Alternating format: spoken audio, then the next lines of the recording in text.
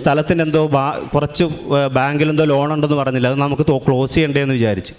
ശരിക്കും പറഞ്ഞാൽ ഈ സ്ഥലത്തിൻ്റെ ബാധ്യത ഞാനായിട്ട് തീർക്കാൻ വെച്ചിരുന്നതാണ്. എനിക്കപ്പോൾ ഒരു 5 ലക്ഷം രൂപ ഉണ്ടെങ്കിലേ എനിക്ക് ബാങ്കിലെ ബാധ്യത തീർക്കാൻ പറ്റത്തുള്ളൂ എൻ്റെ സ്ഥലത്തിൻ്റെ. അവർ രാവിലെ എന്നെ വിളിച്ച് പറയുന്നു, ഞങ്ങൾ ആ കാശ് തരാം, പേടിക്കണ്ട, നിങ്ങൾ ആ ലോൺ ക്ലോസ് ചെയ്തോളാം പറയുന്നു. അവർ ആ സ്ഥലത്തിൻ്റെ എല്ലാ ബാധ്യതകളും അടച്ചു തീർക്കുന്നു. അന്ന് ഉച്ച കഴിഞ്ഞിട്ട് എഗ്രിമെൻറ്റ് വെക്കുന്നു. മാതാവിനോട് ഞാൻ 30 ദിവസം പറഞ്ഞ് 28ാമത്തെ ദിവസം എൻ്റെ സ്ഥലം വിറ്റ് എനിക്ക് മുഴുവൻ തുക എന്താണെന്നുകൊണ്ട് എൻ്റെ പരിശുദ്ധമ്മ എന്നെ അനുഗ്രഹിച്ചു. അതെനിക്ക് ഏറ്റവും വലിയ അനുഗ്രഹമായിട്ട് ഞാൻ കരുതുന്നു. പിന്നെ അവിടുന്ന് ഇങ്ങോട്ട് ഫുൾ അഭിഷേകങ്ങളായിരുന്നു. ഞാൻ എന്ത് വിചാരിച്ചാലും സാധിച്ചു തരും എൻ്റെ മാതാവ്. അപ്പം എൻ്റെ പ്രശ്നം എന്ന് പറഞ്ഞാൽ, നമ്മൾ സമയം എഴുതുമ്പോൾ ആ സമയത്ത് നടത്തി തരണമെന്ന് നമ്മൾ പിടിവാശി പിടിക്കരുത്. എൻ്റെ അനുഭവത്തിൽ നിന്ന് എനിക്ക് തോന്നിയതാണ്. ഒരു സ്വല്പം ഡിലേ വരും. നമ്മുടെ ആഗ്രഹത്തിനനുസരിച്ച് എല്ലാം നടക്കണമെങ്കിൽ അതിന് നമുക്ക് സാധിക്കത്തില്ല. പക്ഷെ പരിശുദ്ധ അമ്മ എപ്പം തരുന്നോ അത് പെർഫെക്റ്റായിട്ട് തരത്തുള്ളൂ എന്ന് വിശ്വസിക്കുന്ന ആളാണ് ഞാൻ. അതിന് ശേഷം